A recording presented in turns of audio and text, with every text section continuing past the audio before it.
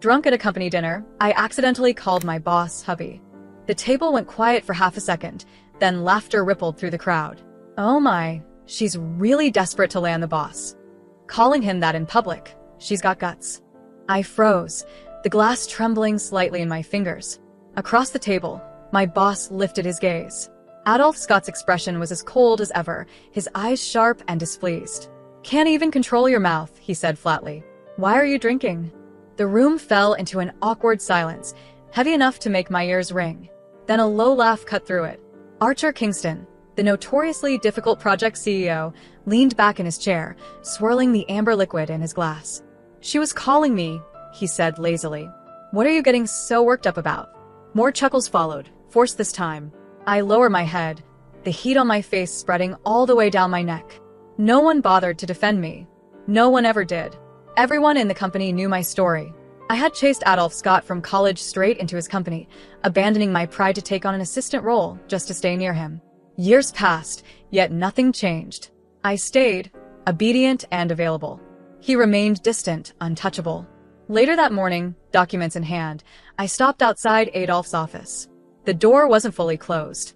Aurora Jenkins, someone inside said with a laugh.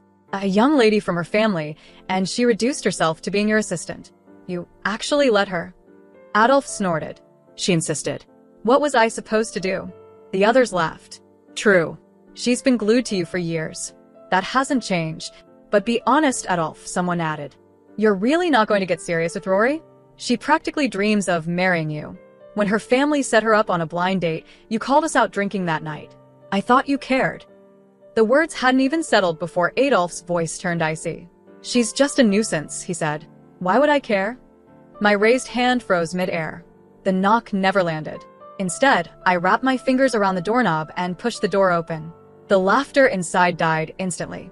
Then, almost magically, smiles returned. Too quick, too fake. Oh, Rory, someone said lightly. Here to bring Adolf breakfast again? It was true. I brought breakfast every morning without fail. Adolf didn't even look up. He tilted his chin slightly toward the desk. Put it there. I shook my head.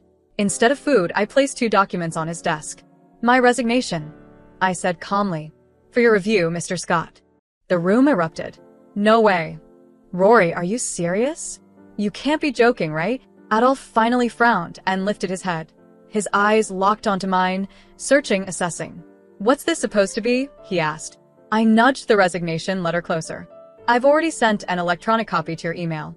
Don't forget to check it. His voice sharpened. Is this because I made you work late yesterday? I shook my head. No. Then why? I just don't want to do this anymore. For the first time, something dark flickered across his face. As I turned to leave, his voice followed me. Rory, he said slowly, if you walk out now, there's no coming back to me. It sounded like a warning, or maybe a threat. I didn't turn around. I couldn't be happier, I said. The temperature in the room seemed to drop instantly. When the door closed behind me, muffled voices drifted out. She's just throwing a tantrum. Don't take it seriously. You know how obsessed she is. She'll regret it by this afternoon and crawl back. Inside the office, Adolf stared at the closed door for a long moment, then let out a cold scoff. Like I care? Back at my cubicle, I started clearing out my things. There wasn't much. A mug. Some pens. A notebook filled with his schedules and preferences. In the end, my hands stilled. There was nothing left to take. Standing before the empty desk, I almost laughed. My mind drifted back to the anonymous video I had received the night before. A private room. Soft lighting. Laughter. Adolf had his arm around a stunning woman, his expression indifferent as his friends teased him. Rory's still working herself to death at your company, someone said. You've got to admit, Adolf, you've got skills. That heiress hasn't shown her face at our parties in ages.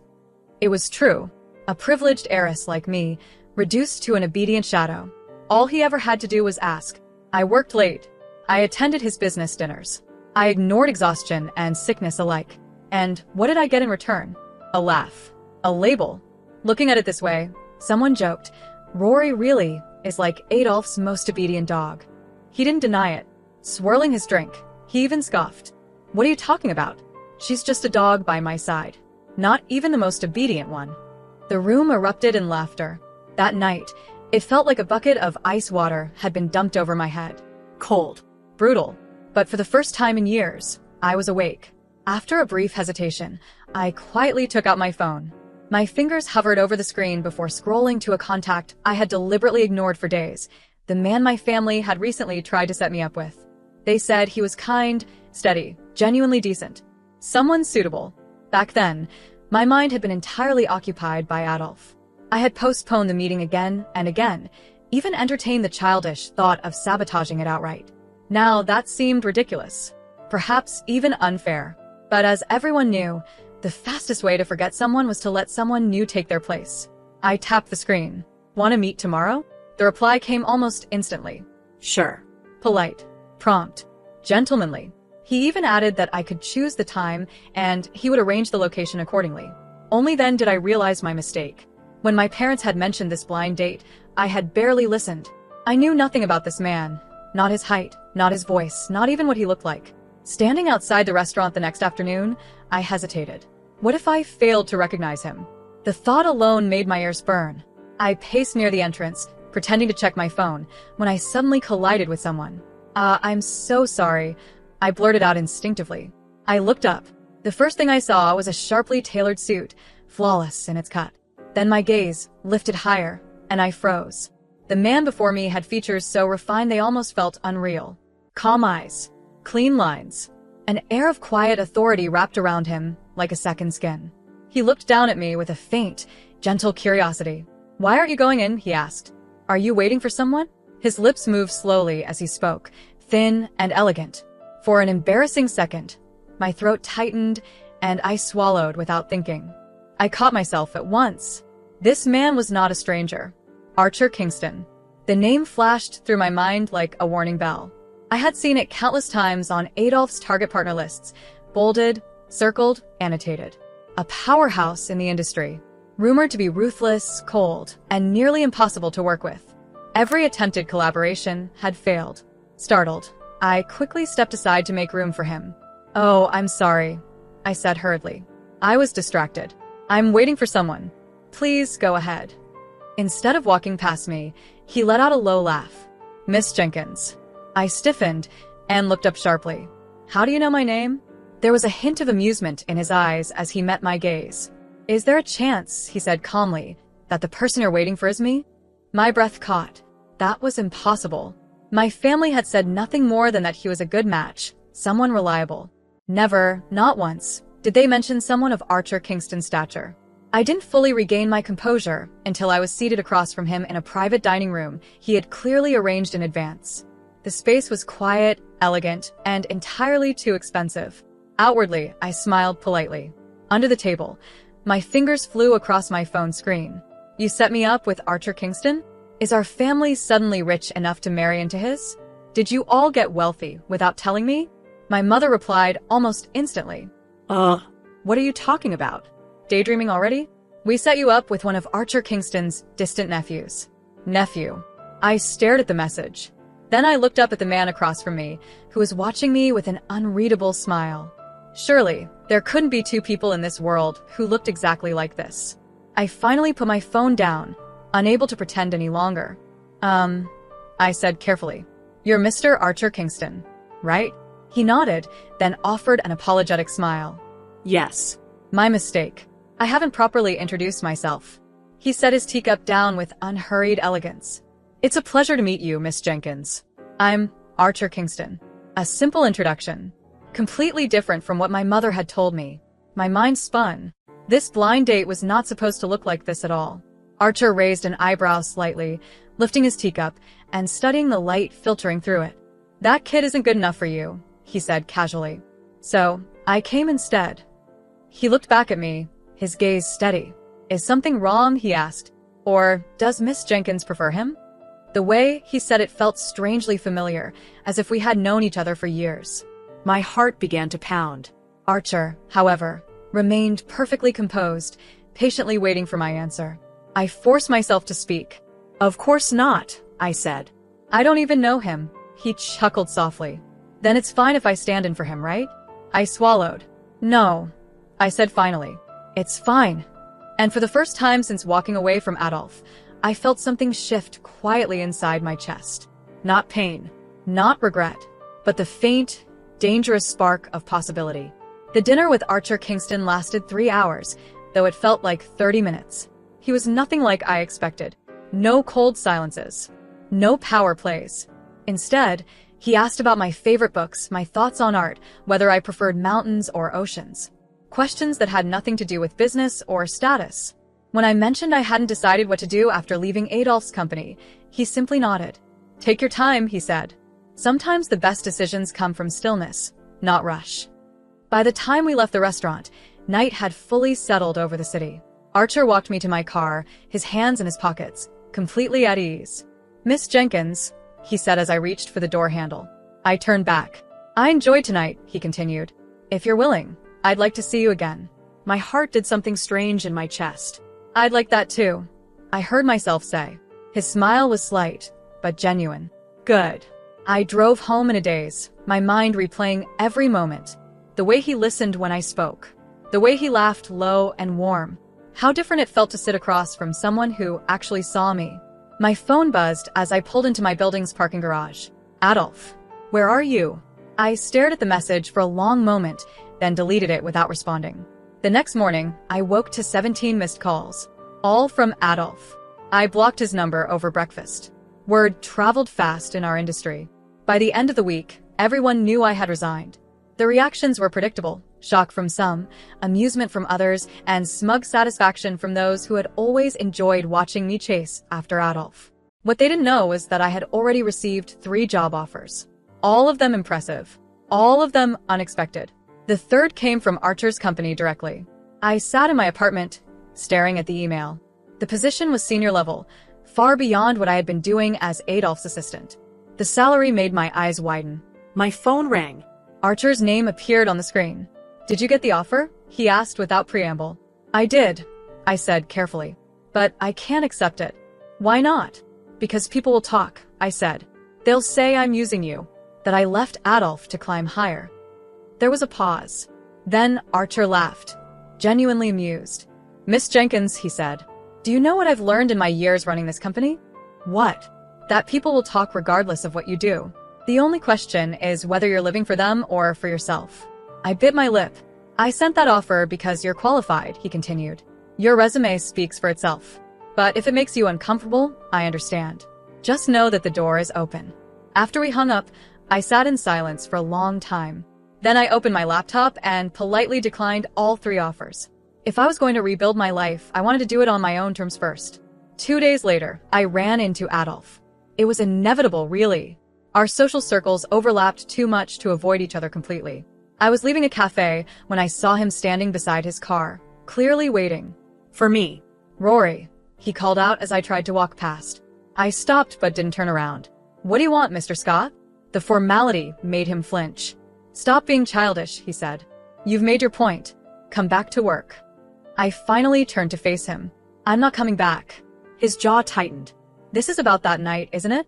About what I said?" "No," I said honestly. "It's about all the nights. All the years. It's about finally waking up." Adolf stepped closer, his expression dark. "You think you can just walk away? After everything?" "After everything?" I repeated softly. "Adolf, what exactly did you give me? What did you ever give me besides the privilege of exhausting myself for someone who called me a dog?" His face went pale. "I didn't mean." "Yes, you did." For the first time, I saw something crack in his composure. Uncertainty. Maybe even regret. But it was too late. "Goodbye, Adolf." I walked away, and this time, he didn't follow. Archer. And I fell into an easy rhythm. He didn't push. Didn't demand. Instead, he simply appeared in my life with a gentleness that felt revolutionary after years of chasing after someone who never looked back. Coffee on Tuesday mornings. Art galleries on weekends. Late-night phone calls where we talked about everything and nothing. "You're different than I expected," I told him one evening as we walked along the river. "How so?" "Everyone says you're difficult. Cold. Impossible to work with." Archer smiled. "I am," he said simply. "When people waste my time or try to manipulate me." He glanced at me. "But you've never done either." My cheeks warmed. "At the company dinner," I said suddenly. "When I called Adolf Hubby by accident, you said I was calling you." "I remember." "Why did you do that?" Archer was quiet for a moment, watching the lights reflect on the water. Because I saw your face, he said finally. And I didn't like how they were looking at you. Something in my chest pulled tight. You didn't even know me then. No, he agreed. But I wanted to. We stopped walking. The river rushed softly beside us, and the city glowed in the distance. Archer turned to face me fully. I know this is complicated, he said. I know people will talk. I know Adolf will make things difficult when he finds out. Finds out what? His eyes held mine, steady and sure. That I'm going to pursue you properly, Miss Jenkins. If you'll let me. My breath caught. Archer. You don't have to answer now, he said quickly. I just wanted you to know. No games. No hidden meanings. Just honesty. I looked at this man who had appeared in my life like an unexpected plot twist, who treated me like I mattered, who asked instead of assumed. Okay, I whispered. His expression softened. Okay, pursue me properly, I said, feeling brave and terrified all at once. Let's see where this goes. Archer smiled, and for the first time in years, I felt like I was exactly where I was supposed to be. The news broke 3 weeks later. Not through any official announcement, but through the industry's favorite method of communication, gossip. Someone had seen Archer and me at a restaurant. Someone else had noticed us at a charity gala, his hand resting lightly on my back. By Monday morning, my phone was exploding. Old colleagues, distant friends, people I hadn't spoken to in years, all suddenly very interested in my life. The messages varied, but the underlying theme was the same: shock, curiosity, and thinly veiled judgment. Is it true? You and Archer Kingston? That was fast. I turned my phone off and made myself tea. My mother called on the landline.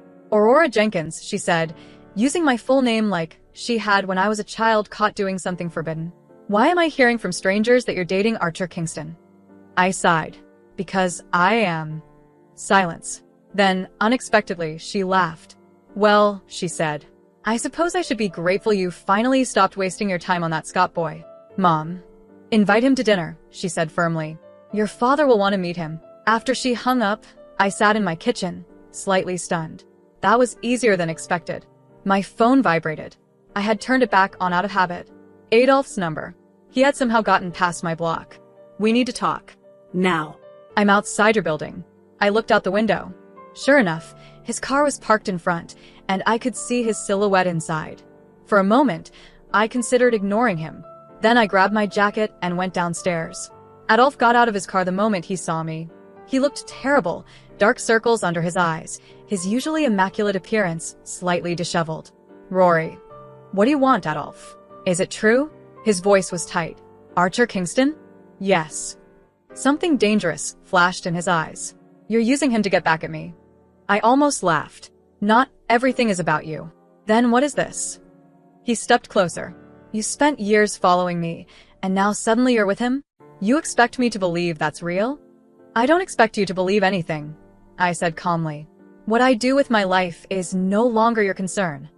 Like hell it isn't, he snapped. You don't know him like I do. Archer Kingston destroys everything he touches in business. He's ruthless. He'll use you and throw you away. The way you did? Adolf flinched. I never. You call me a dog, Adolf. My voice didn't shake. You let your friends laugh at me. You kept me close enough to use, but far enough away to make sure I knew my place. I didn't mean it like that. Then how did you mean it? He opened his mouth, then closed it again. That's what I thought, I said. Now, please leave. Don't come here again. I turned to go back inside. I miss you, he said suddenly. The word stopped me, but only for a second. You miss having someone who would do anything for you, I said without looking back. There's a difference. I walked inside and didn't look back. The dinner with my parents happened on a Saturday evening. I was nervous. Archer was not. He arrived exactly on time, carrying flowers for my mother and a bottle of expensive wine for my father. He complimented their home, asked thoughtful questions, and had my father laughing within 20 minutes. Watching him, I realized something startling. Archer Kingston, the man rumored to be cold and impossible, was remarkably good at making people feel comfortable when he wanted to. So, my father said over dessert, his eyes twinkling, "What are your intentions with my daughter?" "Dad," I said, mortified. Archer simply smiled. "To make her happy," he said. "If she'll let me." My mother actually sighed, pleased. After dinner, Archer and I stood on my parents' terrace, the city lights spreading below us. "They like you," I said. Did you doubt they would? A little, I admitted. Archer turned to face me, his expression serious. Rory, he said. I know this has moved fast. I know people are talking. If it's too much, if you need to slow down. I kissed him. It was brief, just a soft press of lips, but it was enough to silence his words. When I pulled back, his eyes were wide. I don't want to slow down, I said. Archer's hand came up to cut my face, his thumb brushing my cheek. Then we won't, he murmured. He kissed me again, deeper this time, and I felt the last pieces of my old life finally fall away. Later, as he drove me home, my phone buzzed. A message from an unknown number, but I recognized the tone immediately. Adolf, you'll regret this. I deleted it and put my phone away. Archer glanced at me. Everything okay? I looked at him, at this man who had somehow become my unexpected future, and smiled. Everything's perfect, and for the first time in years, I meant it.